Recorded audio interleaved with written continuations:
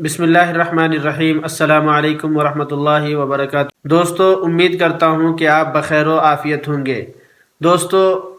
آج کے اس ویڈیو میں سعودی عرب کی بہت ہی خاص اور بڑی خبریں شیئر کرنے والا ہوں، تو آپ ویڈیو کو پورا دیکھیں، آخر تک دیکھیں۔ جس میں سے سب سے پہلی اور اہم خبر یہ ہے کہ سعودی عرب کے اندر ایک ایسے گروہ کو پکڑا گیا ہے، ایک ایسی کمپنی کو، فیکٹری کو پکڑا گیا ہے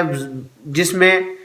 جو کچڑے کے ڈھیر سے اسپنج ہوتا ہے اس کو جمع کر کے ریسائکلنگ کر کے اس کو پھر نئی شکل دے کر کے اس کو مارکیٹ میں بیچا کرتے تھے۔ بیڈ کا جو اسپنج ہوتا ہے اس کو کچڑے کے ڈھیر سے لا کر کے اس کو ریسائکل کر کے صاف کر کے اور اس کو نئی شکل دے کر کے اس کو مارکیٹ کے اندر بیچا کرتے تھے۔ تو اس سے بہت ساری بیماریوں کے پھیلنے کا خطرہ تھا، اس کی وجہ سے اس کے اوپر چھاپا مار کر کے اس کو پکڑا گیا ہے، اور پکڑنے کے بعد ان کو اب جیل بھی ہوگا اور جرمانہ بھی لگے گا۔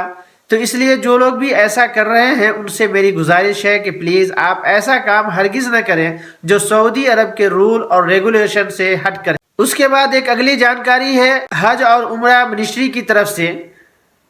حج اور عمرہ منسٹری کی طرف سے جو اپڈیٹ ہے، انہوں نے کہا ہے کہ سعودی عرب جو باہر ملکوں سے عمرہ کرنے کے لیے آتے ہیں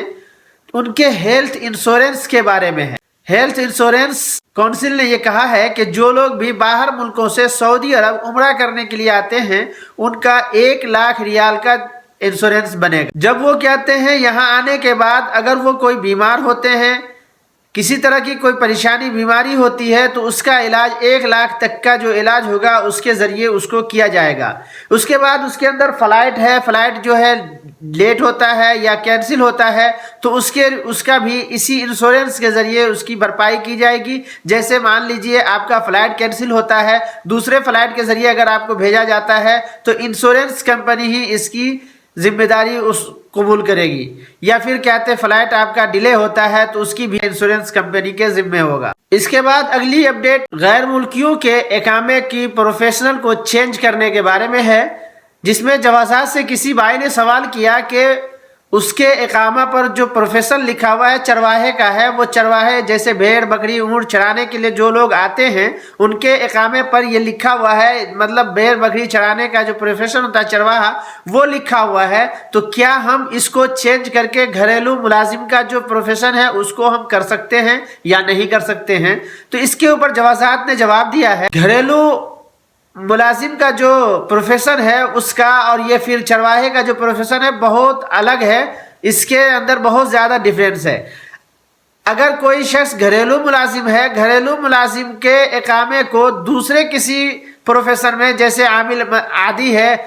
اس کے اقامے کے ساتھ اس پروفیشن کے ساتھ تو چینج کرنا آسان ہے، کیا جا سکتا ہے، لیکن دوسرا جو پروفیشن ہے اس کو گھریلو ملازم کے اقامے کا جو پروفیشن ہے اس کے اندر چینج نہیں کیا جا سکتا ہے۔ اس کے بعد اگلی جانکاری ان کے لیے ہے جو لوگ یہاں پر سعودی عرب کے اندر وزٹ ویزا پر ہیں۔ جوازات سے کسی بھائی نے سوال کیا تھا کہ ان کی فیملیز ان کے ساتھ میں ہے جو وزٹ ویزا پر آئے ہیں، تو ان کی فیملی میں ان کے بچے ہیں، تو کیا ان کے بچے کا اقامہ بن سکتا ہے یا نہیں بن سکتا ہے؟ جوازات نے اس سے پہلے بھی کہا تھا اور پھر کہا ہے کہ جن کے فیملی ساتھ میں ہے، جو لوگ یہاں کام کرتے ہیں اور ان کے ساتھ میں ان کے فیملی ان کے بچے ہیں وزٹ ویزا پر، تو ان کا اقامہ بنے گا یا نہیں بنے گا۔ اسی کو انہوں نے کہا ہے اگر ان کے ساتھ میں ان کا بچہ ہے جس کی عمر 18 سال یا اس سے کم ہے تو اس کا اقامہ بنے گا، لیکن ریسیڈنٹ اقامہ بنے گا، رہنے کے اپنے ماں باپ کے ساتھ رہنے کا اقامہ بنے گا، کام کرنے کا اقامہ نہیں بنے گا۔ لیکن اگر اس کی عمر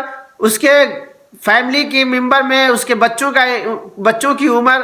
18 سال سے زیادہ ہے تو اس کا اقامہ نہیں بنے گا۔ اس کے بعد ایک اگلی جانکاری اور بھی ہے جو جوازات کی طرف سے ہی ہے۔ جوازات سے کسی نے یہ سوال کیا تھا کہ ان کا خروج نہائی لگنے کے بعد، فائنل ایگزٹ لگنے کے بعد، کیا ہم اسے کینسل کرا کر کے کسی دوسری کمپنی میں یا کسی دوسرے کفیل کے پاس نقل کفالہ کروا سکتے ہیں یا نہیں کروا سکتے ہیں؟ کیونکہ کبھی کبھی ایسا ہوتا ہے کہ کمپنی یا کفیل جب آپ اس کو نقل کفالہ کے لیے کہ بات کرتے ہیں تو وہ آپ کو نقل کفالہ دینے سے منع کرتا ہے اور وہ کہتا ہے کہ ہم آپ کو فائنل ایگزٹ ہی دیں گے، نقل کفالہ نہیں دیں گے۔ تو ایسی صورت میں بہت سارے لوگ ایسے ہوتے ہیں جو یہاں پر نقل کفالہ چاہتے ہیں کہ ہو جائے اور کام کریں، تو اس کے لیے کہا گیا ہے کہ اگر آپ نقل کفالہ کروانا چاہتے ہیں تو فائنل ایگزٹ ہونے لگنے کے بعد آپ کے پاس 60 دن کا ٹائم ہوتا ہے کہ آپ 60 دن کے اندر اپنے اس ملک کو چھوڑ دیں۔ اگر نہیں چھوڑنا چاہتے ہیں اور اگر چاہتے ہیں کہ اس ملک میں رہیں اور کام کریں، دوسری جگہ نقل کفالہ لینا چاہتے ہیں، تو آپ 60 دن سے پہلے اس خروج نہائی کو، فائنل ایگزٹ کو کینسل کرا کر کے